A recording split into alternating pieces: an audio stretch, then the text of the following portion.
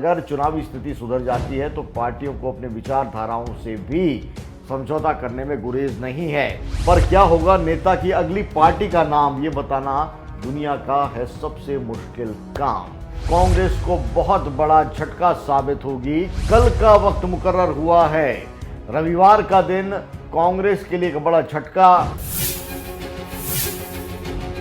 नमस्कार, trending talk show में आपका स्वागत है। मैं हूं विशाल सूर्यकांत। राजस्थान की राजनीति में एक तरफ टिकटों को लेकर मंथन चल रहा है, टिकटों को लेकर भागा दौड़ी चल रही है, बैठकों का दौर चल रहा है, लेकिन दूसरी तरफ नेताओं की पाला बदली का दौर भी जबरदस्त तरीके से चल रहा है। भारतीय जनता पार्टी में अब जो बड़ी खबर आ रही है वो वाकई कांग्रेस को बहुत बड़ा झटका साबित होगी, क्योंकि कांग्रेस की एक बड़ी जाट लीडरशिप सीधे तौर पर भारतीय जनता पार्टी में एंट्री लेने वाली है। कल का वक्त मुकर्रर हुआ है, रविवार का दिन कांग्रेस के लिए एक बड़ा झटका लेकर आएगा, क्योंकि यहां जाट लीडरशिप है वो एक तरह से बड़ी तादाद में शिफ्ट होगी भारतीय जनता पार्टी के खेमे में। कौन कौन नाम है इस पर भी बात करेंगे, लेकिन राजस्थान में पाला बदली का जो खेल है वो किस रूप में चल रहा है ये भी आप समझ लीजिए। लोकसभा चुनाव के मद्देनजर एक एक सीट के जो जातीय और राजनीतिक समीकरण हैं उनको देखा जा रहा है, और जीता उम्मीदवार किसी भी पार्टी में है या किसी मेंबर को लाने से, किसी नेता को लाने से अगर चुनावी स्थिति सुधर जाती है तो पार्टियों को अपने विचारधाराओं से भी समझौता करने में गुरेज नहीं है। न नेता समझौता करने में गुरेज कर रहे हैं, न पार्टी अपनाने में गुरेज कर रही है। किसी ने खूब लिखा है कि ऊंट किस करवट बैठेगा ये बताना है आसान, बंद मुट्ठी में क्या है तुम लगा सकते हो अनुमान। पर क्या होगा नेता की अगली पार्टी का नाम, ये बताना दुनिया का है सबसे मुश्किल काम। तो इस मुश्किल काम की पड़ताल कीजिए मेरे साथ में, क्योंकि भारतीय जनता पार्टी के अंदर जो नेता शामिल होंगे उनके नाम हमारे पास में आ गए हैं, और जो नाम हैं वो पिछले जो ट्रेंडिंग टॉक है मैं शो के अंदर हमने लगातार उस पर बात की थी, लगातार उस पर चर्चा की थी, और उन्हीं नामों में लगभग बड़ी तादाद ऐसी है जो भारतीय जनता पार्टी को शामिल करने वाले हैं। यानी एक तरह से हमारी जो खबर है उस पर भी मुहर है। लेकिन कल क्या होने वाला है भारतीय जनता पार्टी में, सिलसिलेवार बात करते हैं। कल सुबह 11 बजे का वक्त, रविवार का, तारीख 10 मार्च, रविवार का दिन, सुबह 11 बजे का वक्त, और लगभग दर्जन भर नेता हैं वो भारतीय जनता पार्टी का दामन थाम लेंगे। कौन कौन नेता हैं इस पर बात कर लेते हैं।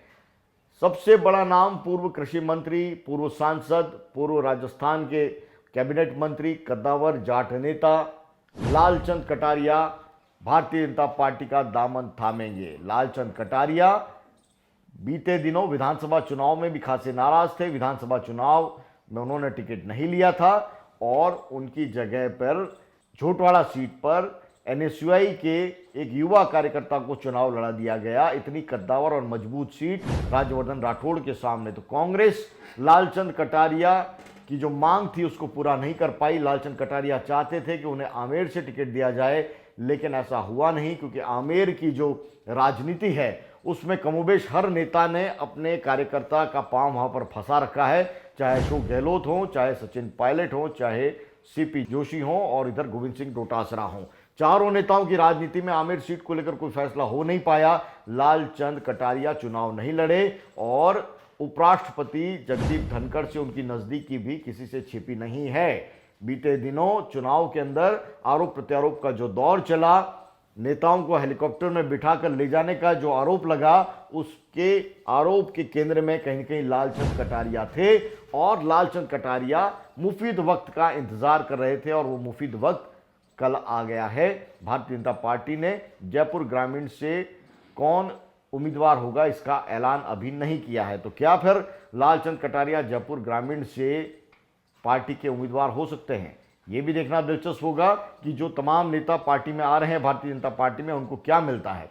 दूसरा बड़ा जो नाम है चुनावी राजनीति के लिहाज से वो राजेंद्र यादव है, जो कि पूर्व गृह राज्य मंत्री हैं। राजेंद्र यादव, याद कीजिए, वो चेहरा है जो ईडी की कार्रवाई, इनकम टैक्स की कार्रवाई की जद में आए थे, और लगातार उनके ऊपर आय से अधिक संपत्ति के मामले बन रहे थे। पेशे से राजनेता तो हैं ही, लेकिन बड़े कारोबारी हैं, और दिल्ली में अच्छा खासा इनका कारोबार है। और कांग्रेस के नेता राजेंद्र यादव की जो भूमिका है उसको हमेशा अंडरलाइन करते रहे हैं। राजेंद्र यादव के ऊपर जो कार्रवाई है उसको लेकर कांग्रेस के नेता अक्सर बयानबाजी करते नजर आए हैं। लेकिन अब राजेंद्र यादव पाला बदल रहे हैं, अब वो भारतीय जनता पार्टी के होने वाले हैं। तीसरा जो बड़ा नाम है वो है रिजपाल मिर्धा। पूर्व विधायक हैं और चुनाव भी लड़े थे, लेकिन चुनाव के अंदर जीत हासिल हुई नहीं। लेकिन उनके भाषण सोशल मीडिया पे खासे वायरल हुए, बिल्कुल ठेठ गांव की भाषा में भाषण देते हैं और उनके भाषणों में जिस तरह के शब्दों का इस्तेमाल होता है, युवा से लेकर बुजुर्ग हैं वो बिल्कुल उस चुनावी माहौल के अंदर रंग जाते हैं। लेकिन वो चुनाव जीत नहीं पाए, लेकिन उनका अंदाज बयां चर्चाओं में रहता है। अब रिजपाल मिर्जा कौन है ये भी जान लीजिए। पूर्व विधायक तो हैं ही, लेकिन लालचंद कटारिया के समधी हैं। विजयपाल मिर्धा लालचंद कटारिया के दामाद हैं, यानी दो समधी और एक दामाद हैं। वो चुनाव के अंदर, लोकसभा चुनाव में भारतीय जनता पार्टी का हाथ थाम रहे हैं कांग्रेस से पाला बदलकर। अब दूसरा जो बड़ा नाम है सुरेश चौधरी का। सुरेश चौधरी कौन है? सुरेश चौधरी सेवा दल के राजस्थान के अंदर सर्वे सर्वा रहे हैं, सेवा दल के अध्यक्ष रहे हैं राजस्थान में लंबे वक्त तक, और कई अध्यक्षों के साथ में उन्होंने काम किया है। वो लगातार 2013 से हम देख रहे हैं, 2008 से भी देखा, लगातार टिकट की मांग करते रहे, लेकिन उनको टिकट नहीं मिली। आमेर में उनका दावा बना, लेकिन उनको टिकट नहीं मिली। इसके बाद झोटवाड़ा, फुलेरा, तमाम जगहों पर उन्होंने कोशिश की, लेकिन उनके लिए जगह नहीं बन पाई। और बीते दिनों अशोक गहलोत और सचिन पायलट की राजनीति का खामियाजा है वो जिस नेता ने उठाया वो सुरेश चौधरी हैं। राजस्थान ही नहीं, पूरे देश भर में पहला मामला होगा जब कांग्रेस में सेवा दल का कोई नेता पाला बदलकर दूसरी पार्टी में जा रहा है। जिस रूप में भारतीय जनता पार्टी में आरएसएस है, कांग्रेस उसी तरह सेवा दल को तैयार करती है, एक वैचारिक संगठन के रूप में, सेवाभावी संगठन के रूप में उसको तैयार करती है। और उसके किसी नेता का इस रूप में पाला बदलने का देश में ये पहला मामला है, आपको बता दें। और सुरेश चौधरी की राजनीतिक पारी भारतीय जनता पार्टी में किस रूप में संवरेगी, क्या आगे उनकी भूमिका होगी, ये तो वक्त बताएगा। लेकिन कांग्रेस का दामन वो छोड़ रहे हैं, तो बड़ी तादाद में राजस्थान में सेवा दल के कार्यकर्ताओं में भी टूटन के बिल्कुल आसार हैं, वो बने हुए हैं। कांग्रेस को इस बारे में सोचना पड़ेगा। तीसरा जो बड़ा नाम है खिलाड़ीलाल बैरवा, पूर्वी राजस्थान की राजनीति के लिहाज से बड़ा नाम, बड़ा एससी का जो नाम है। मास्टर भंवरलाल मेघवाल के बाद में राजस्थान में कांग्रेस की राजनीति में एससी का कोई बहुत बड़ा नाम है। परसराम मोरदिया, मास्टर भंवरलाल मेघवाल और उसके साथ में खिलाड़ीलाल बैरवा का नाम था। अब खिलाड़ीलाल बैरवा कांग्रेस का दामन छोड़कर भारतीय जनता पार्टी के पास में जा रहे हैं, भारतीय जनता पार्टी के खेमे में जा रहे हैं। अपने आप में ये एक बड़ा घटनाक्रम है। और खिलाड़ीलाल बैरवा लगातार मुखर होते रहे हैं। विधानसभा चुनाव में उनको टिकट नहीं मिली, उसको लेकर उन्होंने एससी आयोग के अध्यक्ष पद से अपना इस्तीफा दे दिया था। अब जब सोनिया गांधी राज्यसभा चुनाव के लिए राजस्थान में आई, तब इकलौते ऐसे नेता थे खिलाड़ीलाल बैरवा जिन्होंने सोनिया गांधी की उम्मीदवारी को लेकर सवाल उठाए और कहा कि अगर सोनिया गांधी और इस तरह के बड़े नेता दिल्ली से राजस्थान की राज्यसभा सीटों पर आ जाएंगे तो हमारे नेता या हम लोग कहाँ जाएंगे। तो ये एक तरह से उनकी नाराजगी का पहला बिंदु है। वो माना जा रहा था कि वो क्यों नाराज हैं।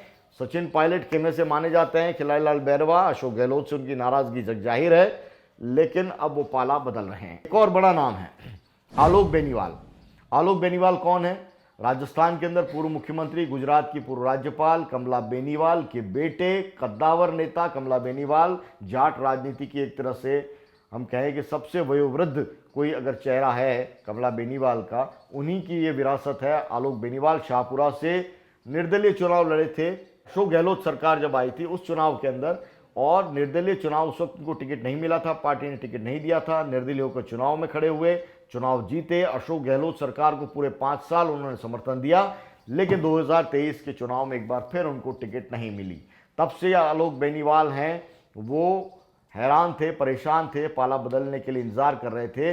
अब आलोक बेनीवाल और सुरेश चौधरी का समीकरण भी समझ लीजिए, वो भी दोनों समधी हैं, दोनों समधी हैं। और लालचंद कटारिया भी करीबी हैं कमला बेनीवाल के, एक तरह से उनके दत्तक पुत्र माने जाते हैं।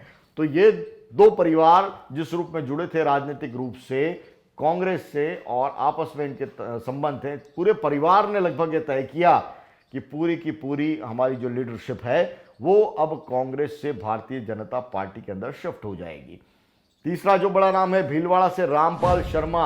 भीलवाड़ा से रामपाल शर्मा चुनाव लड़े थे और सीपी जोशी कैंप के माने जाते हैं और इन्होंने यहां पर पाला बदलने का फैसला किया है। भीलवाड़ा की चुनावी राजनीति में रामपाल शर्मा को लोग जानते हैं, उनको टिकट है, वो मिलना था, टिकट नहीं मिल पाया और टिकट नहीं मिलने का खामियाजा उस रूप में कांग्रेस को अब भुगतना पड़ रहा है, क्योंकि वो पाला बदलने के लिए की तैयारी कर रहे हैं। अपने आप में राजस्थान की राजनीति के अंदर ये तमाम जो नाम है, राजेंद्र यादव का नाम बड़ा दिलचस्प इसलिए है कि गहलोत सरकार के अंदर गृह राज्य मंत्री थे, लंबे वक्त तक जयपुर ग्रामीण में कांग्रेस के जिलाध्यक्ष वो रहे हैं और ये राजेंद्र यादव के ठिकानों पर इनकम टैक्स की कार्रवाई हुई, उसको लेकर खासी उनकी किरकिरी भी हुई। पोषाहार घोटाले में उनका जिक्र हुआ, उनकी कंपनी है वो जांच के दायरे में आई, लेकिन अब वो भारतीय जनता पार्टी का दामन थाम रहे हैं।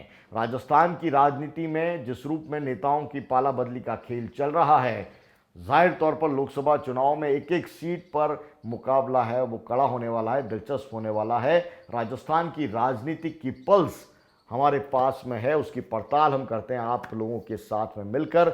ये ट्रेंडिंग टॉक आपको कैसा लगा ज़रूर बताइए और इस ट्रेंडिंग टॉक में हम अगले एपिसोड में आपको ये भी बताएंगे कि नेताओं की पाला बदली के पीछे कांग्रेस की गुटबाजी के अंदर का खेल क्या है, इसकी भी पड़ताल होगी। लेकिन फिलहाल कल इनकी ज्वाइनिंग होगी और उस मौके पर बात करेंगे इन नेताओं की अगली सियासी पारी को लेकर। बहुत बहुत शुक्रिया ट्रेंडिंग टॉक से इस वक्त जुड़ने के लिए। बड़ी तादाद में आपके कमेंट्स हैं, उनका मुझे इंतज़ार रहेगा और अगर चर्चा अच्छी लगी है तो उसको आगे शेयर कीजिए, कमेंट बॉक्स में अपनी राय लिखिए और भागीदार बनिए हमारे साथ में राजस्थान की राजनीति की पड़ताल करते उस शो में जिसका नाम है ट्रेंडिंग टॉक शो। नमस्कार।